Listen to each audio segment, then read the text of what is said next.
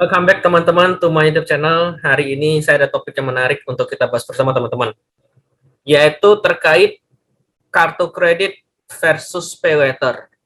Nah, teman-teman mungkin udah banyak kita sekarang yang memiliki kartu kredit dan juga memiliki pay later.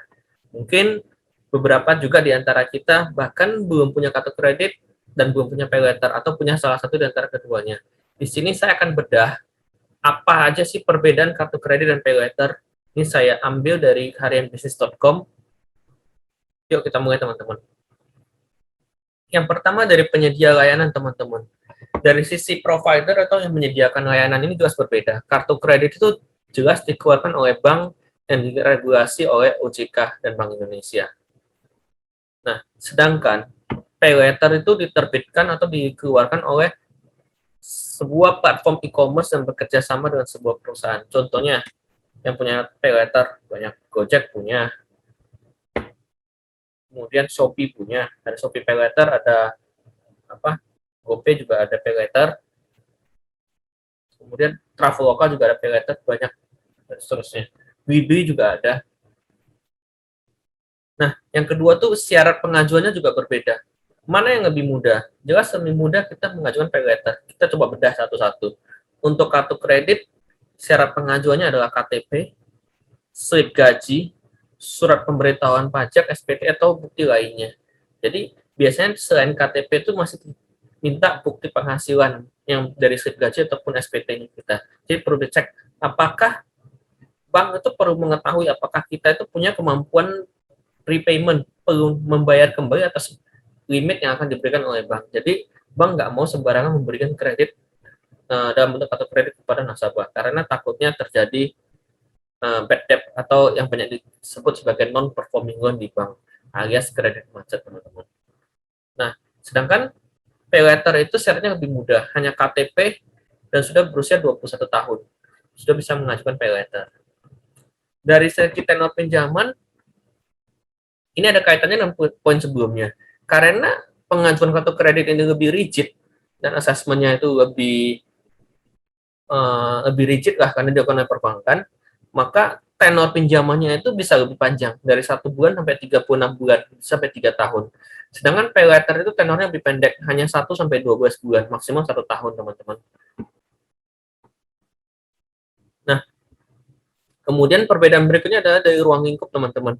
Jelas kalau kita pakai kartu kredit, ruang lingkup kita itu bisa sampai internasional, teman-teman. Visa Master itu sudah mendunia, teman-teman. Jadi teman-teman kalau bawa kartu kredit luar negeri bisa digunakan sepanjang dia ada logo Visa ataupun Master. Nah, sedangkan pay later itu hanya bisa kita pakai di platform-platform tertentu saja, teman-teman. Dan tidak bisa kita pakai di luar negeri. Oke. Kemudian batas pinjaman, teman-teman. Limit kartu kredit itu akan lebih besar, teman-teman, daripada pay later. Kenapa? Back to point sebelumnya, teman-teman. Pada saat bank melakukan assessment, bank itu sifatnya lebih rigid, teman-teman. Dan data yang diminta kan juga lebih banyak, ada slip gaji ataupun surat pelaporan pajak SPT, sehingga betul-betul didigest lah oleh si pihak bank, apakah kita layak diberi limit kredit dalam bentuk kartu kredit, dan apakah kita sanggup untuk melunasinya jika kita diberikan limit sebesar itu. Sedangkan hal yang berbeda terjadi di pay later. Pay later itu kan pengajuannya hanya berdasarkan KTP dan juga usia. Nah, di mana dari KTP dan usia itu kita tidak bisa melihat, teman-teman, perusahaan penyedia ini kayak Shopee dan juga Gojek, mereka nggak bisa mengakses kemampuan bayar kita hanya berdasarkan KTP kita sebenarnya. Jadi mereka hanya as simple as KTP dan juga behavior, tingkah laku kita di dalam aplikasi yang kita gunakan. Contohnya di Gojek kita ada seberapa sering transaksi, di Shopee ada seberapa sering transaksi. Itu yang dijadikan acuan untuk pemberian limit. Dan limitnya juga nggak akan bisa terlalu besar, teman-teman, karena mereka juga punya batas resiko yang mereka tidak mau lampaui. Oke. Itu tadi saya bahas terkait perbedaan dan juga perbedaan antara kartu kredit dan Shopee Pay Later. Nah, sedangkan persamaannya itu apa, teman-teman? Persamaannya tentu saja kedua kedua item dan kedua hal ini sama-sama adalah limit atau plafon yang diberikan oleh suatu lembaga.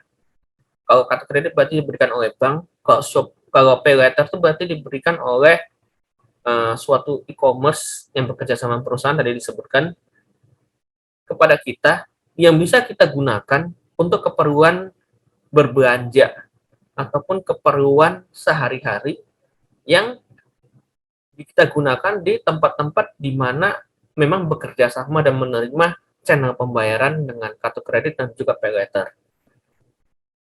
Sama-sama dikenakan bunga, dan bunganya pasti berbeda antara kartu kredit dan juga pay letter. Sama-sama ada tenornya, dan seterusnya. Jadi, selain perbedaan juga ada persamaan-persamaan, teman-teman. Kalau saya pribadi menyarankan,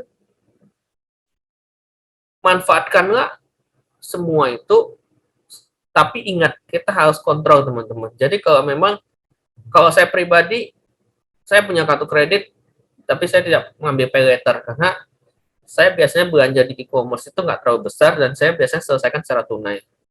Itu juga supaya saya tidak kelupaan sebenarnya. Karena kalau terlalu banyak pay letter, khawatirnya saya juga lupa. Karena tiap bulan ada tagihan lain, selain tagihan kartu kredit kan ada tagihan listrik, air, dan seterusnya kan. Jadi, saya lebih prefer tidak terlalu banyak plafon seperti itu, tapi saya well manage. Tapi ini adalah preference teman-teman. Ini balik ke teman-teman sekalian. Kalau memang teman-teman sekalian merasa nyaman, punya banyak pay letter dan juga kartu kredit berbarengan, dan teman-teman bisa manage, dan tidak ada yang kelewatan sampai akhirnya kena penalti dan kena bunga, maka it's fine teman-teman. Tapi ingat teman-teman, ini adalah pinjaman, bukan uang kita teman-teman. Limitnya kartu kredit dan limit pay letter itu adalah pinjaman. Yang ada konsekuensinya kalau kita telat bayar akan dikenakan bunga teman-teman. Jadi jangan sampai kita menganggap limit ini adalah uang kita. Itu yang biasanya milenial itu sering salah teman-teman. Menganggap, waduh, saya punya limit Shopee Pay Letter 12 juta. Beli Pay Letter 10 juta. GoPay Letter itu misalnya 6 juta. Kartu kredit limit misalnya 30 juta. Dia merasa dia punya uang sebanyak itu untuk dibelanjakan. Padahal, no teman-teman. Itu adalah pinjaman yang harus dibayarkan. Mungkin itu sharing saya hari ini teman-teman. Jangan lupa untuk like, share, komen, dan subscribe, dan share video ini kepada teman-teman yang lain untuk memberi support kepada channel saya ini, agar saya makin semangat untuk memberikan sharing di minggu-minggu selanjutnya. See you in my next vlog. Bye-bye.